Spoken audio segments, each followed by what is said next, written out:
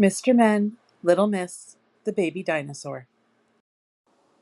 It was spring, and all the birds in the wood had made their nests and laid their eggs.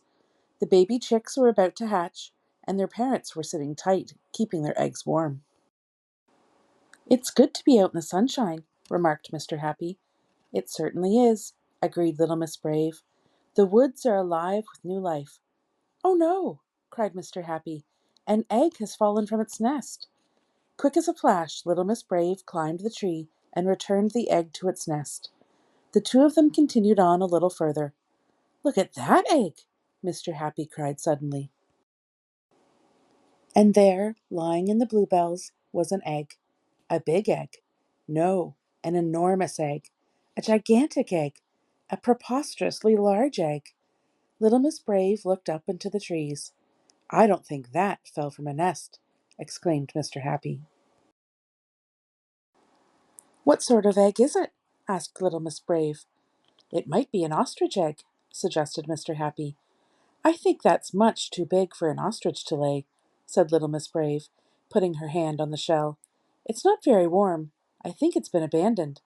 They decided to take the egg home and care for it until it hatched. The next morning, Mr. Jelly came round for coffee. Mr. Happy and Little Miss Brave showed him their find. "Oh, my goodness!" shrieked Mr. Jelly. "What are you doing? It might be a huge carnivorous crocodile, or a giant constricting python, or a sharp-beaked man-eating vulture." And with a last shriek, he fled from the house.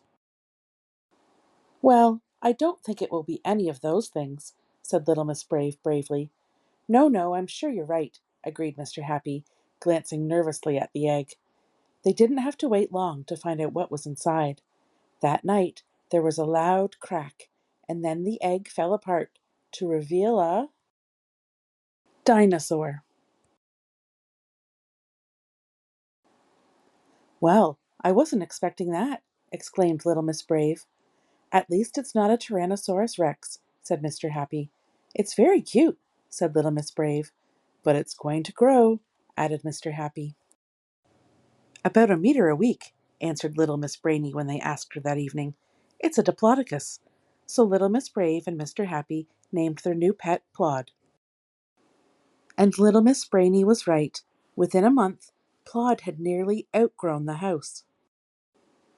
"I need a bigger house," said Little Miss Brave. In fact, they needed a bigger everything. A bigger garden, a bigger water bowl, and a longer lead. Walkies! And as Plod grew, his appetite grew. Little Miss Splendid's topiary was delicious. And what goes in must come out. Imagine a cowpat, but 10 times larger.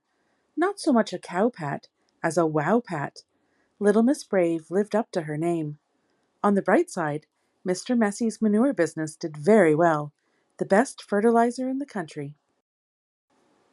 Plod made lots of friends, tall friends and small friends, and fun friends and busy friends, and noisy friends, all sorts of friends. He even made friends with Walter the Worm.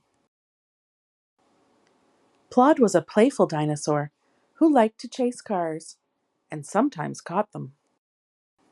He liked to have his tummy tickled, although it takes a special set of skills to tickle a dinosaur, even a baby one. And Plod loved bath time. But Plod kept growing. "This is becoming impossible," sighed Mr. Happy. "I know," agreed Little Miss Brave. Even Mr. Impossible had to agree, but they loved Plod dearly. Then one day, Plod suddenly seemed extra excited and kept looking over the hedge, sniffing the air. What was going on? Suddenly, Plod made a strange call that they had never heard before, and to their astonishment, the call was answered. A distant but much deeper and louder answer. The ground began to shake. Thump, thump, thump, and over the horizon strode two more Plods, but much, much bigger Plods. They were a Mummy and Daddy Plod. With a squeal of happiness, Plod trampled through the hedge and ran towards his parents. "I'm going to miss him," said Mr. Happy. Me too, sighed little Miss Brave, although maybe not as Wow Pat's. Then suddenly Plod stopped, turned, and came galloping back and gave little Miss Brave and Mr. Happy a very big, slobbery good-bye kiss.